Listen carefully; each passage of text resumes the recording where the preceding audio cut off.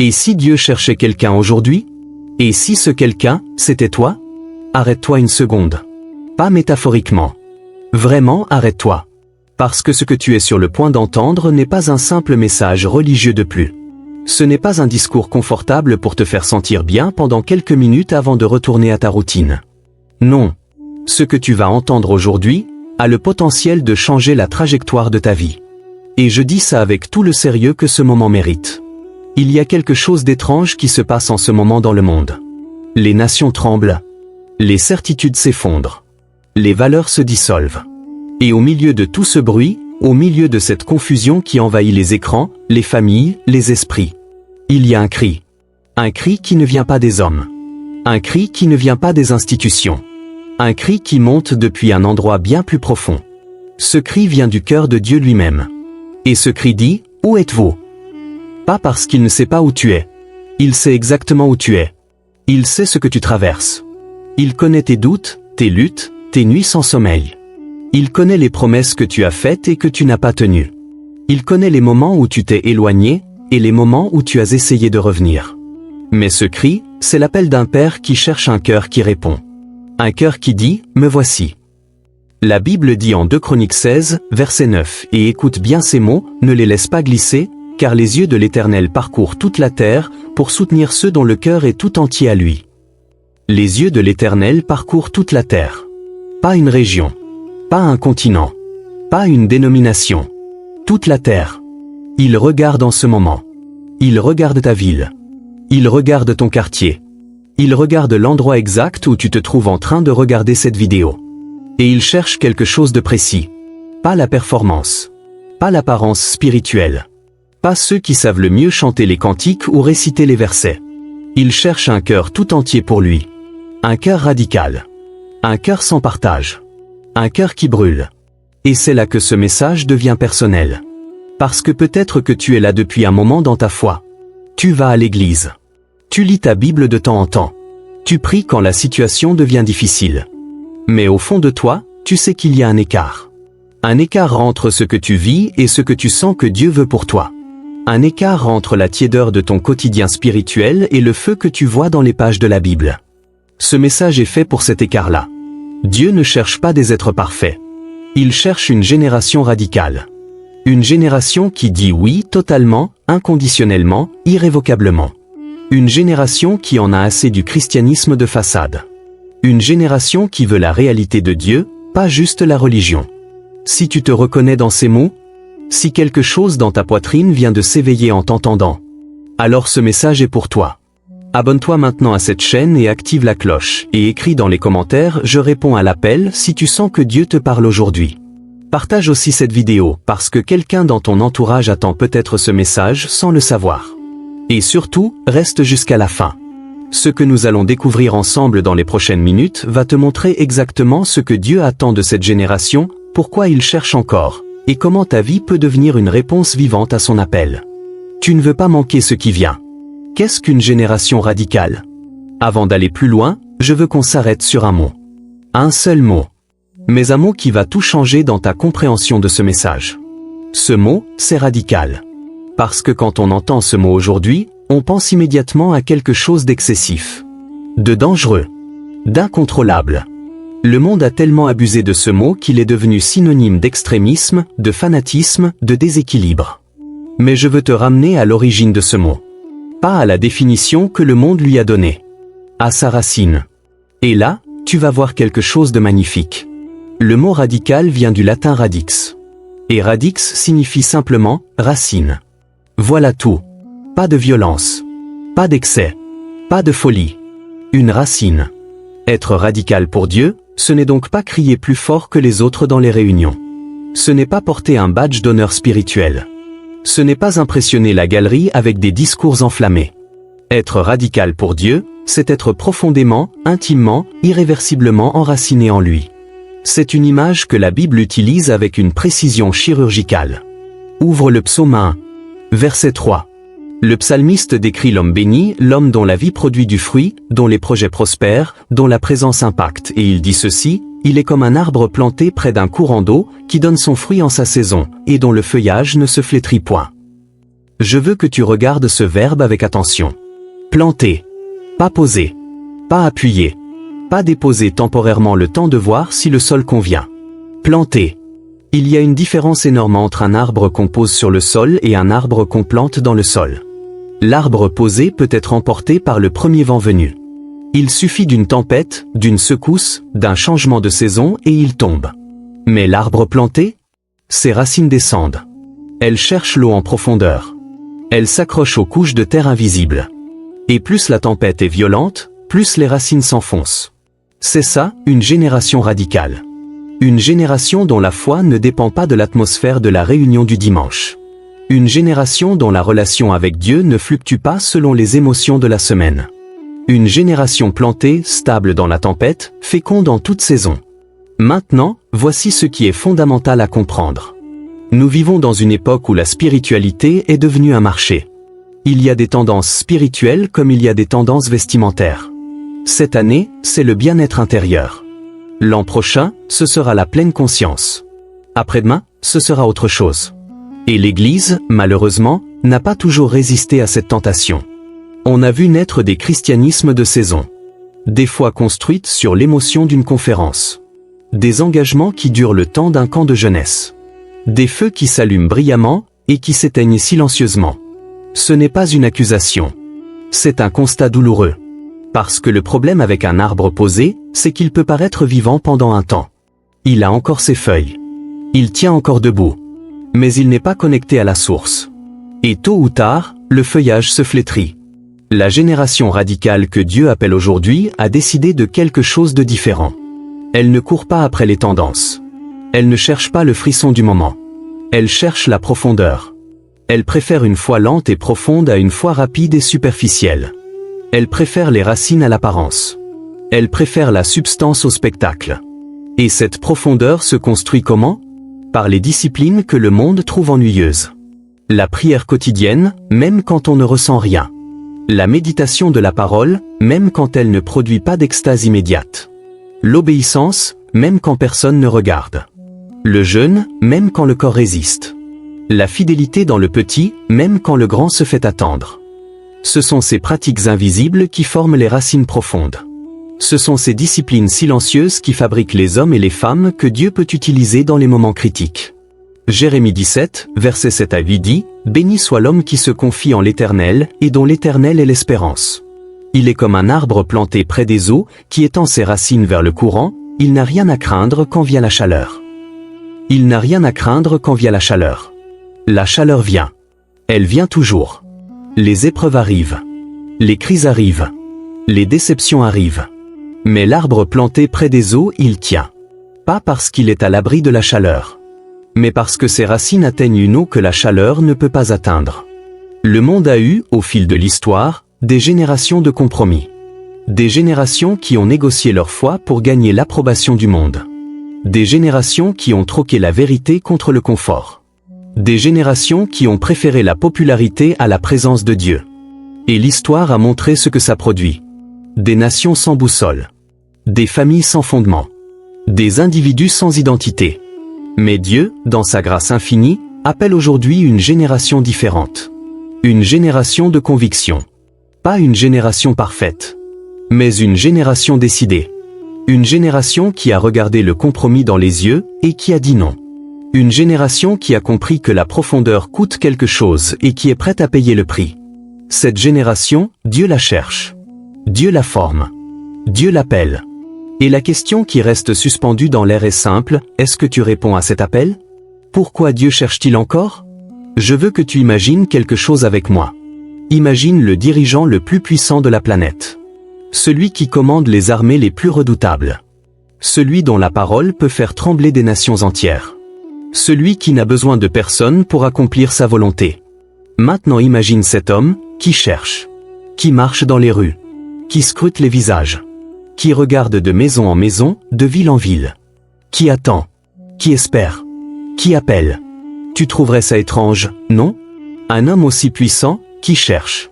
Et pourtant, c'est exactement l'image que la Bible nous donne de Dieu. 2 Chroniques 16, verset 9, que nous avons lu dans l'introduction, est déjà stupéfiant.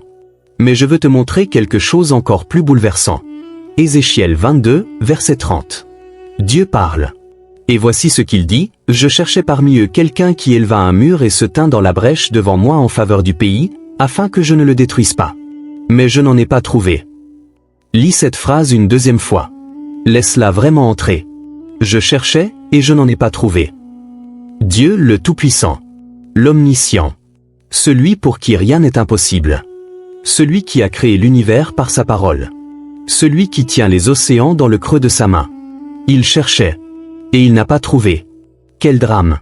Quel silence lourd dans ces mots. Et tu sais ce qui rend ce passage encore plus douloureux?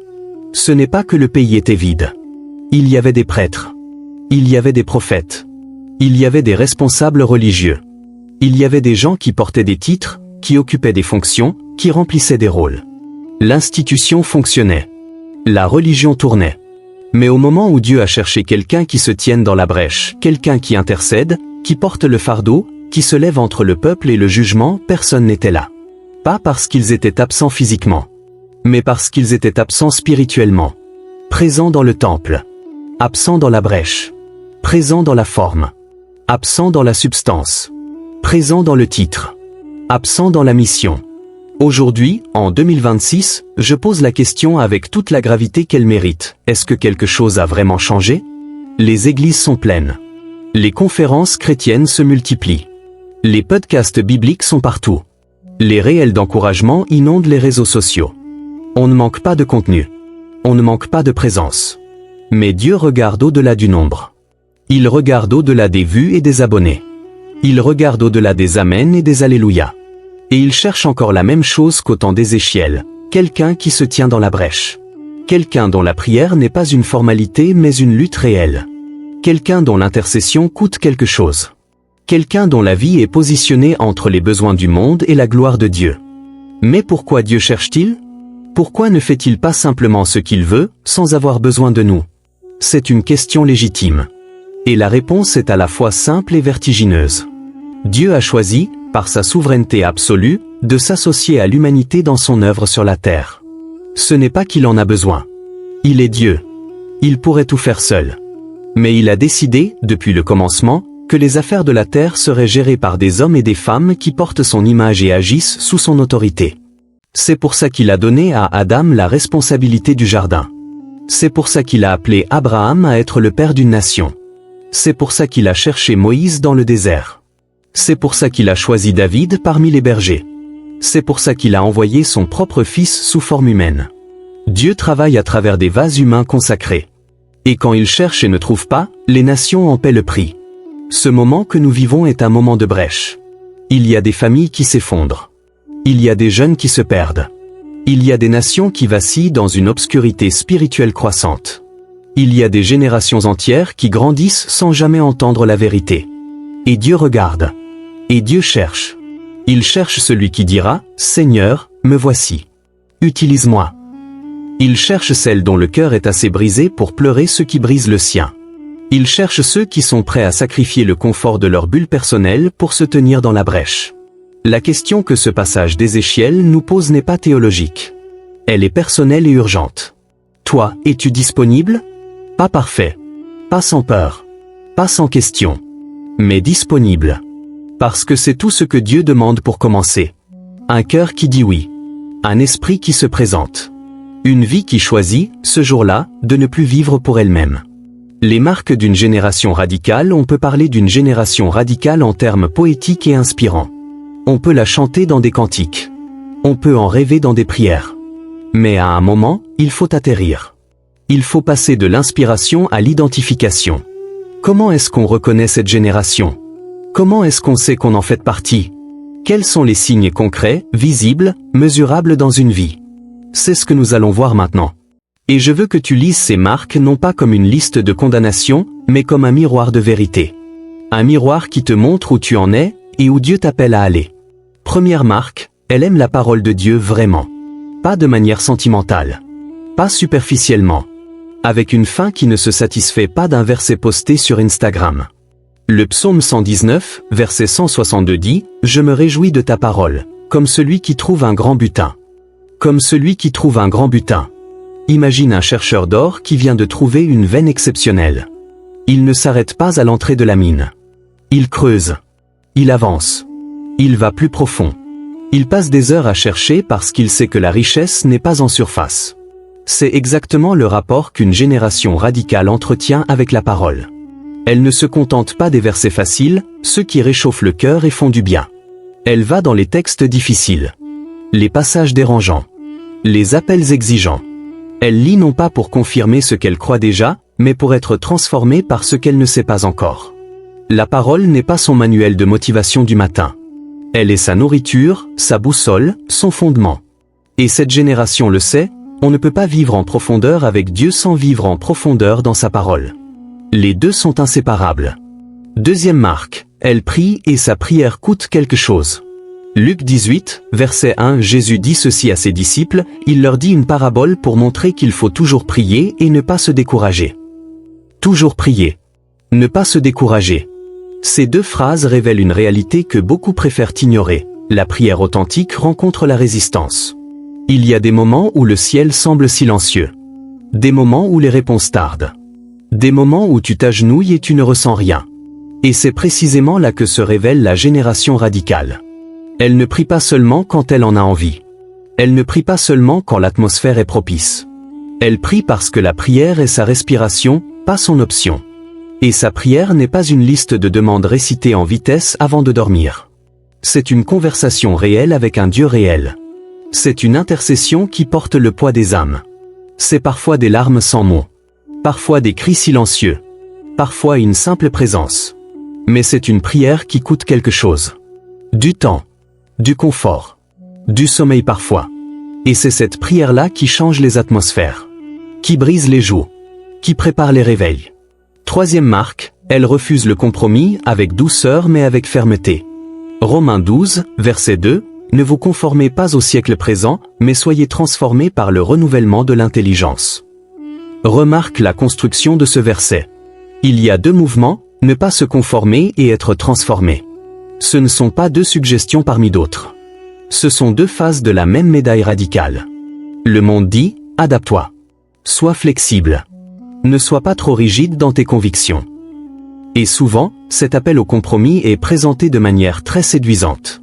Sous le nom de tolérance. Sous le nom d'ouverture d'esprit. Sous le nom de modernité. Mais la génération radicale a appris à discerner la différence entre la sagesse et la capitulation. Entre l'adaptabilité culturelle et la dilution doctrinale. Entre rencontrer le monde là où il est, et se fondre dans ce que le monde est. Elle peut s'asseoir à n'importe quelle table. Elle peut parler à n'importe quelle personne. Elle peut naviguer dans n'importe quel environnement. Mais elle n'abandonne pas sa colonne vertébrale spirituelle pour le faire. Elle est dans le monde. Pas du monde. Et cette distinction, elle la vit pas seulement en parole. Quatrième marque, elle marche dans un amour qui dérange. Jean 13, verset 35, Jésus dit, « À ceux-ci tous reconnaîtront que vous êtes mes disciples, si vous avez de l'amour les uns pour les autres. » L'amour est la marque d'identité du disciple radical. Mais pas l'amour sentimental que le monde célèbre. L'amour de la génération radicale, c'est l'amour de la croix. Celui qui va vers ceux que personne ne veut toucher. Celui qui pardonne quand toute logique humaine dit de se venger. Celui qui sert dans l'ombre sans attendre de reconnaissance. Celui qui dit la vérité même quand la vérité blesse. Celui qui reste quand tout le monde est parti. Cet amour dérange. Il dérange les systèmes d'injustice. Il dérange l'indifférence confortable. Il dérange les frontières que le monde construit entre les gens. Et c'est précisément pour ça qu'il est le témoignage le plus puissant qu'une génération puisse porter. Pas les miracles seuls. Pas les sermons seuls. L'amour visible, tangible, impossible à expliquer sans Dieu. Cinquième marque, elle porte le fardeau des âmes. C'est peut-être la marque la plus rare. Et la plus précieuse.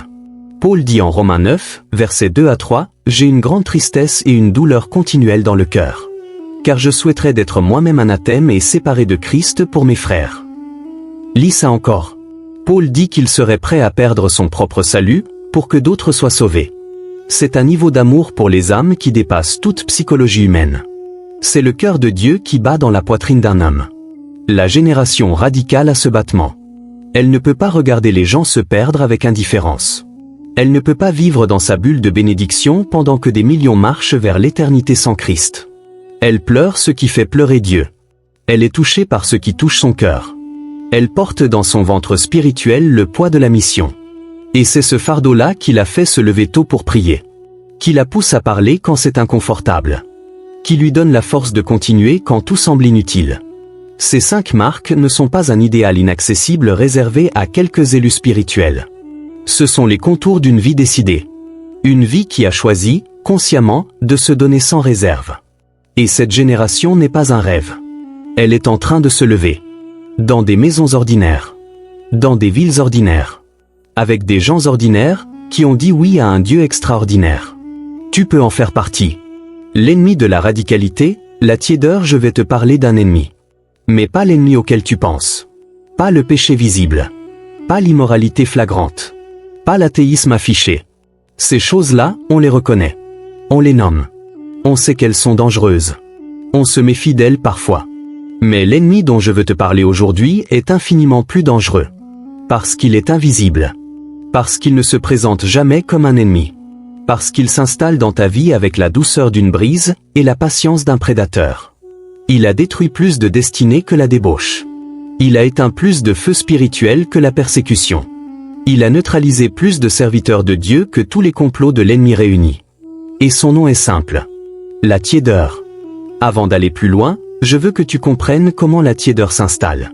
Parce qu'elle ne frappe jamais à ta porte en disant « Bonjour, je suis venu détruire ta vie spirituelle ».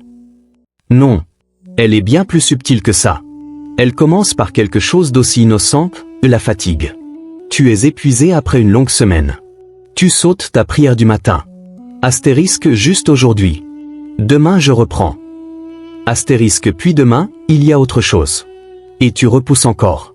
Et petit à petit, la prière quotidienne devient hebdomadaire. La lecture de la Bible devient occasionnelle. L'Église devient optionnelle. La communion avec Dieu devient un souvenir agréable de ce que tu vivais avant. Et tu n'as pas commis de péché scandaleux. Tu n'as pas renié ta foi. Tu vas encore dire que tu es chrétien si on te pose la question. Mais quelque chose s'est éteint. Doucement. Silencieusement. Confortablement. C'est ça, la tiédeur. Et voici ce qui est terrifiant. La tiédeur ne te fait pas souffrir. Le péché manifeste, lui, produit de la conviction. De la honte. De la douleur.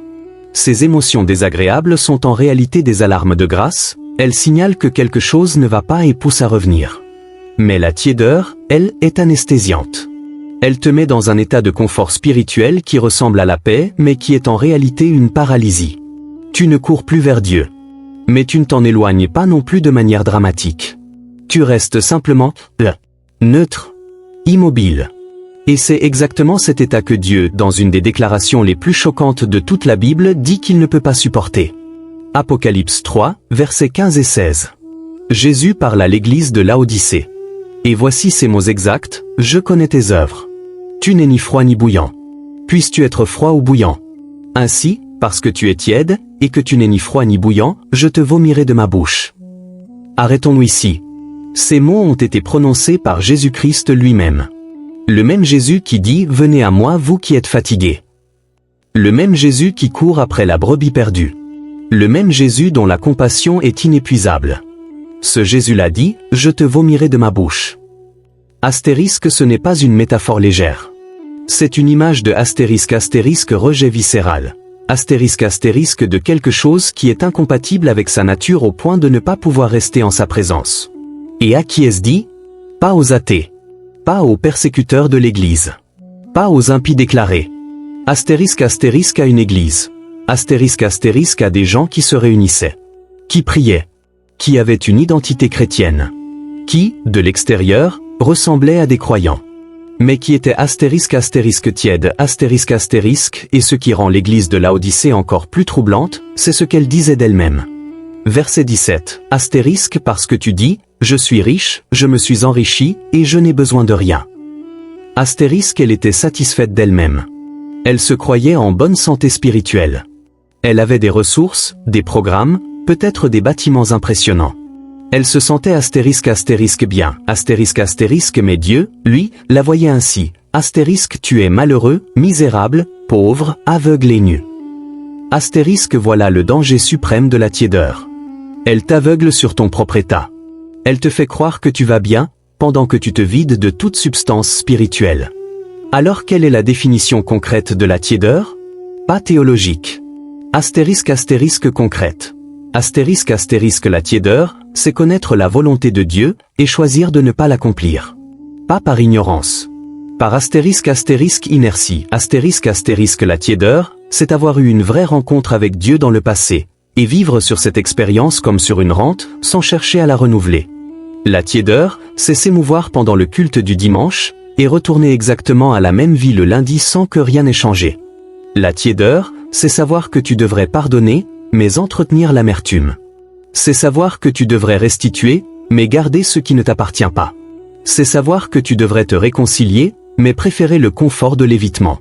C'est avoir astérisque la forme de la piété astérisque les mots, les postures, les habitudes religieuses astérisque sans en avoir la puissance astérisque et voici ce que la génération radicale a décidé.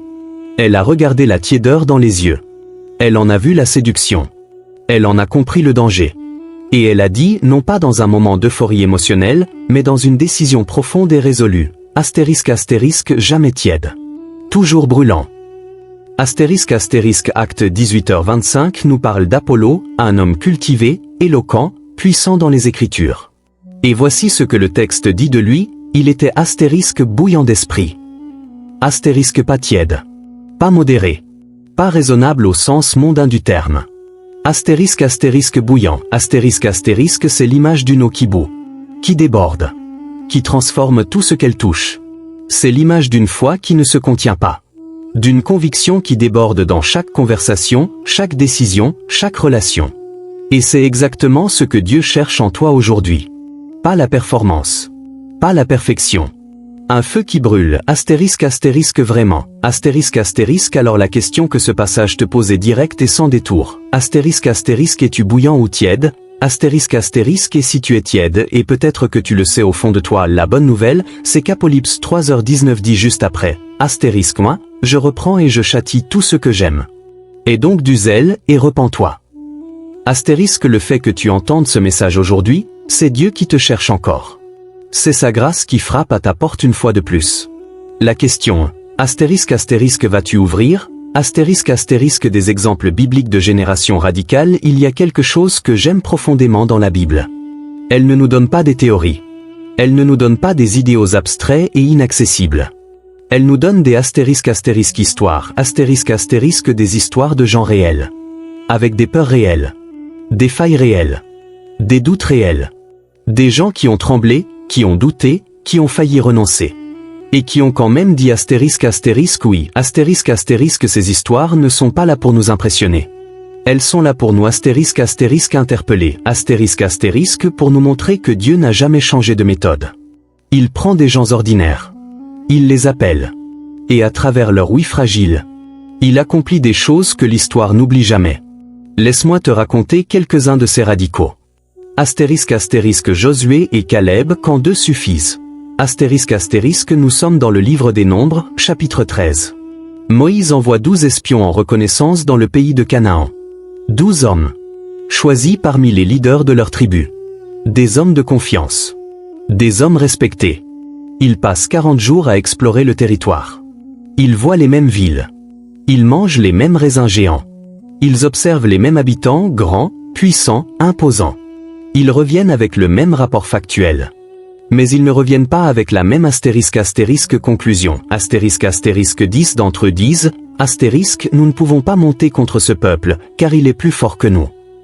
Astérisque et pour enfoncer le clou, ils ajoutent, astérisque nous étions à nos yeux comme des sauterelles, et c'est ainsi que nous étions à leurs yeux. Astérisque des sauterelles. Voilà comment 10 leaders d'Israël se voyaient face aux géants. Mais Caleb fait taire le peuple. Et il dit, Nombre 13h30, astérisque montons, et nous nous en emparerons, car nous sommes bien assez forts pour cela. Astérisque quelle différence entre les 10 et les 2? Les 10 regardaient les géants et voyaient leur propre petitesse. Les 2 regardaient Dieu et voyaient sa grandeur. Les 10 calculaient avec leurs ressources humaines. Les 2 calculaient avec la promesse divine. Les 10 avaient des yeux de sauterelle. Les 2 avaient des yeux de foi. Et voici le résultat, 40 ans plus tard, les 10 et leur génération entière meurent dans le désert. sans jamais entrer dans la promesse. Josué devient le chef qui fait traverser le Jourdain et conquiert Canaan. Et Caleb à ** 85 ans ** se lève et dit à Josué, ** donne-moi cette montagne. * 85 ans. Et encore debout. Encore brûlant. Encore radical. La radicalité n'a pas d'âge. Elle n'a pas de date d'expiration. Elle ne faiblit pas avec les années. Elle mûrit. ** Jérémie, quand Dieu appelle celui qui dit qu'il ne sait pas parler. ** Jérémie est jeune. Très jeune. Et quand Dieu l'appelle pour être prophète aux nations, sa réponse est honnête, peut-être même touchante. Ah! Seigneur éternel, je ne sais pas parler, car je suis un enfant. Il n'essaie pas de faire bonne figure. Il ne prétend pas être prêt. Il dit exactement ce qu'il ressent, je ne suis pas à la hauteur. Et Dieu ne le contredit pas sur sa faiblesse. Il ne dit pas, non non, tu te trompes, tu es très capable. Il dit quelque chose de bien plus puissant, ne dis pas, je suis un enfant. Car tu iras vers tous ceux vers qui je t'enverrai, et tu diras tout ce que je t'ordonnerai. Puis il étend sa main. Et il touche la bouche de Jérémie. Et cet enfant qui disait ne pas savoir parler devient la voix de Dieu pour une nation entière. Pendant plus de 40 ans. Dans l'opposition, dans les persécutions, dans la solitude, dans les larmes. On l'appelle le prophète pleureur. Parce qu'il pleurait ce qui faisait pleurer Dieu. Parce qu'il portait le fardeau d'un peuple qui ne voulait pas entendre. Mais il n'a jamais abandonné sa mission. Il a continué à parler quand personne n'écoutait. Il a continué à tenir quand tout s'effondrait autour de lui. Ce n'est pas son éloquence qui l'a qualifié. C'est sa disponibilité malgré sa fragilité. Et peut-être qu'aujourd'hui, tu te reconnais dans Jérémie. Tu sens l'appel. Mais tu sens aussi tes limites. Tu entends Dieu dire va, mais tu réponds je ne sais pas parler. Écoute ce que Dieu a dit à Jérémie. Il le dit aussi à toi. Marie, quand un oui simple change l'histoire du monde. Il n'y a peut-être pas de personnage dans toute la Bible qui illustre mieux la radicalité dans la simplicité. Marie est jeune. Elle est fiancée à Joseph. Elle mène une vie ordinaire dans une ville ordinaire, Nazareth, dont on disait, peut-il sortir quelque chose de bon de Nazareth? Un ange lui apparaît. Et lui annonce quelque chose d'absolument incompréhensible, d'humainement impossible. Elle va concevoir et enfanter le Fils du Très-Haut. Sans homme. Par la puissance du Saint-Esprit. Pense à ce que cela signifiait concrètement pour elle. Une grossesse inexpliquée avant le mariage, dans une culture où cela pouvait coûter la vie. La honte sociale. Les regards. Les questions. Le doute de Joseph lui-même. L'incompréhension de sa famille. L'isolement. Elle ne pouvait expliquer à personne ce qui se passait d'une manière que les gens accepteraient. Elle allait devoir porter seule quelque chose que seul Dieu comprenait pleinement. Et pourtant, sa réponse tient en une phrase. Une des phrases les plus courtes et les plus puissantes de toute l'histoire humaine, « Je suis la servante du Seigneur. Qu'il me soit fait selon ta parole. » Pas « Laisse-moi réfléchir. » Pas « Et si les gens ne comprennent pas. » Pas « Est-ce qu'il n'y a pas quelqu'un de plus qualifié. » Qu'il me soit fait selon ta parole. Et ce oui-là, ce oui fragile, courageux, radical d'une jeune fille ordinaire, a ouvert la porte à la plus grande intervention divine de l'histoire humaine. Le Sauveur du monde est entré dans l'humanité à travers un oui.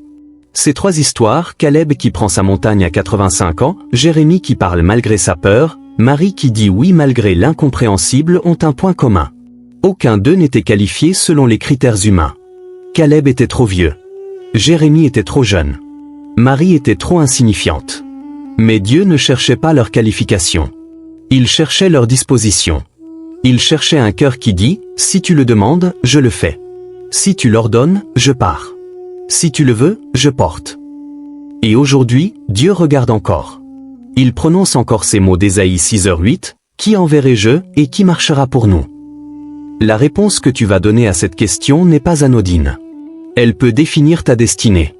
Elle peut déterminer ce que les générations après toi hériteront de ta vie. Alors que réponds-tu? Tu es né pour ce temps-ci, je veux que tu m'accordes toute ton attention pour cette dernière partie. Pas parce que c'est la plus spectaculaire, mais parce que c'est peut-être la plus personnelle. Ce que je vais te dire maintenant, l'ennemi de ton âme a passé des années à essayer de t'empêcher de l'entendre. Il a semé le doute. Il a soufflé la confusion. Il a utilisé tes échecs passés, tes blessures non guéries, tes peurs profondes pour te convaincre que tu n'étais pas concerné par tout ce que nous avons dit jusqu'ici. que cette génération radicale, c'était pour les autres. Pour ceux qui ont grandi dans de bonnes familles chrétiennes. Pour ceux qui n'ont pas fait les erreurs que tu as faites. Pour ceux qui semblent naturellement forts, naturellement confiants, naturellement destinés. Mais pas toi. Et c'est précisément ce mensonge que je veux briser aujourd'hui. Ta naissance n'est pas un accident. Je ne dis pas ça comme une formule de motivation vide. Je dis ça comme une vérité théologique profonde, ancrée dans la parole de Dieu. Psaume 139, versets 13 à 16, « C'est toi qui as formé mes reins, qui m'as tissé dans le sein de ma mère. Mes os n'étaient point cachés devant toi, lorsque j'ai été fait dans un lieu secret. Tes yeux voyaient mes actes, et dans ton livre étaient écrits tous les jours qui m'étaient destinés, avant qu'aucun d'eux existât. » Avant qu'aucun d'eux existât. Dieu a écrit les jours de ta vie avant que tu respires pour la première fois. Il a vu ta naissance. Il a vu ton enfance. Il a vu les années difficiles. Les mauvaises décisions. Les trahisons reçues. Les larmes versées. Et dans sa souveraineté absolue, il a décidé que tu serais ici. Maintenant. En ce temps précis. Ce n'est pas le hasard. Ce n'est pas la biologie seule. Ce n'est pas la chance. C'est un dessein. Et ce dessein prend tout son sens quand on regarde l'époque dans laquelle nous vivons. Nous sommes à un carrefour de l'histoire humaine. Les certitudes morales qui structuraient les sociétés depuis des siècles s'effondrent l'une après l'autre. Les nouvelles générations grandissent dans une confusion identitaire sans précédent. Les familles se désintègrent. Les nations se fragmentent. Et au milieu de tout ça, une question brûlante reste sans réponse pour des millions de personnes. Y a-t-il encore quelque chose de vrai? Y a-t-il encore quelqu'un en qui on peut avoir confiance? C'est exactement dans ce contexte que Dieu t'a placé. Pas malgré la crise. À cause de la crise. Parce que les grandes crises de l'histoire ont toujours été les terrains sur lesquels Dieu a levé ses serviteurs les plus marquants. Pense à Esther. Elle est une orpheline juive élevée par son cousin Mardoché, dans un pays étranger sous un régime impérial puissant. Rien dans son parcours ne laissait présager qu'elle serait reine. Rien dans son origine ne la destinait à influencer les décisions d'un empire. Et pourtant, elle se retrouve reine au moment exact où son peuple fait face à un décret d'extermination. Et son cousin lui envoie ces mots, Esther 4h14, « Si tu te tais maintenant, le secours et la délivrance surgiront d'une autre part pour les Juifs, mais toi et la maison de ton père vous périrez. Et qui sait si ce n'est pas pour un temps comme celui-ci que tu es parvenu à la royauté. Pour un temps comme celui-ci. » Esther n'était pas reine par accident. Sa beauté, son intelligence, son courage, sa position, tout avait été orchestré. Pas pour sa gloire personnelle. Pas pour son confort. Pour un moment précis de l'histoire. Et ce moment demandait qu'elle prenne un risque. Qu'elle se lève. Qu'elle parle. Même si ça pouvait lui coûter la vie. Et tu connais la suite. Elle sait-le. Elle a parlé. Et un peuple entier a été sauvé. Maintenant laisse-moi te poser cette question directement. Et toi, pour quel moment as-tu été placé ici? Quel est le territoire que Dieu t'a donné à influencer? Quelle est la brèche dans laquelle il t'appelle à te tenir? Quelle est la voix qu'il veut faire entendre à travers la tienne? Peut-être que c'est ta famille. Peut-être que c'est ton lieu de travail. Peut-être que c'est ta ville, ton école, ton quartier. Peut-être que c'est une plateforme, une voix, une plume, une présence. Tu n'as pas besoin de savoir tout maintenant. Tu n'as pas besoin d'avoir le plan complet devant toi. Mais tu as besoin de dire oui. Un oui qui reconnaît que ta vie n'est pas à toi seul.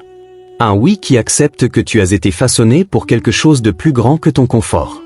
Un oui qui choisit, aujourd'hui, de prendre ta place dans cette génération radicale que Dieu est en train de lever. Acte 13h36 dit quelque chose de simple et de profond sur David. David, après avoir servi sa propre génération selon la volonté de Dieu, s'endormit. Il a servi sa génération. Pas la génération d'Abraham. Pas la génération de Moïse. La sienne. Et toi, tu as une génération à servir. Celle qui vit maintenant. Celle qui cherche des réponses maintenant. Celle qui a besoin de voir des hommes et des femmes qui vivent vraiment ce qu'ils croient. Dieu ne te demande pas de refaire ce qu'Abraham a fait. Il ne te demande pas d'être le nouveau Moïse ou le nouveau Jérémie. Il te demande d'être toi, pleinement, radicalement, sans excuse, au service de ton temps. Et si tu te demandes encore si tu es à la hauteur, si tu te demandes si tes failles t'excluent de cette mission, écoute ce que Dieu dit à Gédéon dans Juge 6. Gédéon se cache dans un pressoir parce qu'il a peur des ennemis. Et l'ange de l'Éternel lui apparaît et lui dit, « L'Éternel est avec toi, vaillant guerrier. » Vaillant guerrier. À un homme qui se cache. Parce que Dieu ne voit pas seulement ce que tu es aujourd'hui. Il voit ce que tu deviendras quand tu diras oui. Il voit le vaillant guerrier derrière la peur. Il voit la voix prophétique derrière le silence. Il voit la lumière derrière les années d'obscurité. Et il t'appelle parce que tu es en lui, pas parce que tu es sans lui. Cette génération radicale que Dieu cherche depuis le début de ce message. Cette génération qui se tient dans la brèche. Cette génération qui refuse la tiédeur. Cette génération plantée, brûlante, disponible. C'est toi. Pas dans 10 ans. Pas quand tu seras plus mature spirituellement. Pas quand ta situation sera plus stable. Maintenant. Avec tes forces et tes faiblesses. Avec ta foi avant de continuer, je veux qu'on fasse quelque chose ensemble. Pas un exercice religieux. Pas une formalité de fin de message. Quelque chose de réel. Parce que tout ce que nous avons partagé aujourd'hui, la radicalité, la brèche, les exemples bibliques, l'appel, tout ça ne vaut rien si ça reste dans l'intellect. La parole de Dieu est une semence. Et une semence a besoin d'être enfouie dans un sol vivant pour porter du fruit. Ce moment de prière, c'est l'acte d'enfouissement. C'est le moment où tu dis à Dieu, ce que j'ai entendu aujourd'hui, je le reçois.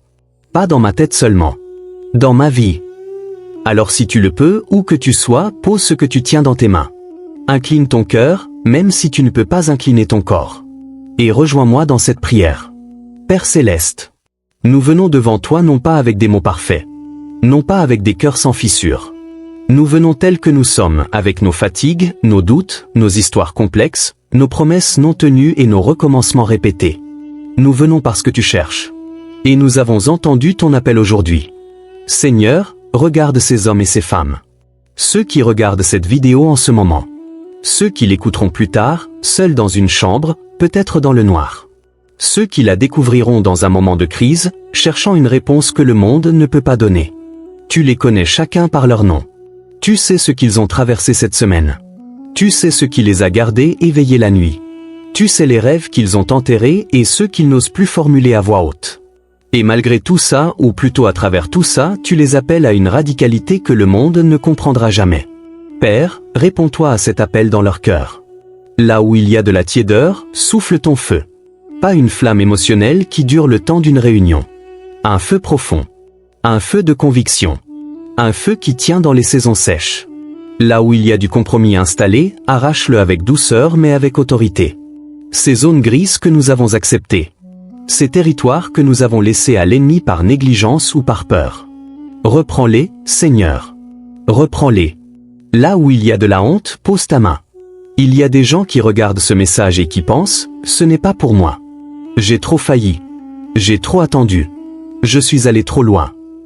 Père, dis-leur ce que tu as dit à Pierre après sa trahison. Non pas une condamnation, mais une question d'amour, m'aimes-tu? Et dans cette question, fais-leur entendre non pas le reproche, mais l'invitation. L'invitation à recommencer, à se relever, à reprendre leur place dans la brèche. Seigneur, plante en nous des racines que rien ne pourra arracher. Pas des racines de religion, des racines de relation. La différence entre connaître des choses sur toi et te connaître vraiment. La différence entre parler de toi et parler avec toi. La différence entre une foi héritée et une foi choisie, chaque matin, à nouveau. Fais de nous des arbres plantés. Pas posés. Plantés. Que nos racines descendent si profond que lorsque les tempêtes viendront, et elles viendront, nous ne plions pas au point de rompre, mais que nous sortions de chaque épreuve plus ancrés qu'avant. Et maintenant, Père, nous te présentons une déclaration. Non pas parce que tu en as besoin pour agir, mais parce que nous en avons besoin pour nous positionner. Parce que quelque chose se passe dans les sphères spirituelles quand un cœur humain ouvre la bouche et dit à voix haute ce qu'il a décidé au fond de lui. Alors ensemble, nous déclarons, nous sommes disponibles. Pas disponibles quand ce sera pratique. Pas disponibles quand nous nous sentirons prêts. Disponibles maintenant. Dans notre imperfection. Dans notre fragilité. Dans notre aujourd'hui. Envoie-nous là où ta gloire a besoin d'être manifestée. Use de nos voix pour proclamer ce que le monde refuse d'entendre. Use de nos vies comme des témoignages vivants de ta grâce et de ta puissance. Que ceux qui nous regardent vivre voient non pas notre performance, mais ton œuvre en nous. Et pour chaque personne qui dit Amen à cette prière en ce moment, que le Seigneur confirme sa parole dans leur vie cette semaine. Qu'un signe, qu'une ouverture, qu'une rencontre vienne sceller dans le réel ce qui vient d'être déclaré dans le spirituel. Que cette journée soit une ligne de démarcation. Un avant et un après. Non pas parce qu'une vidéo a été regardée, mais parce qu'un cœur a dit oui et que Dieu honore toujours les oui sincères. Au nom de Jésus-Christ, notre Seigneur, notre Sauveur, notre Roi. Amen. Nous voilà arrivés au terme de ce message. Et je ne veux pas conclure avec des mots spectaculaires.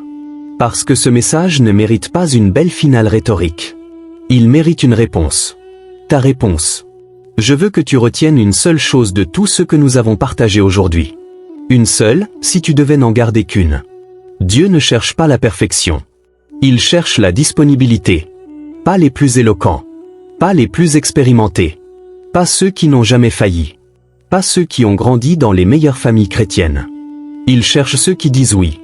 Un oui imparfait vaut infiniment plus aux yeux de Dieu qu'un silence respectueux et bien raisonné.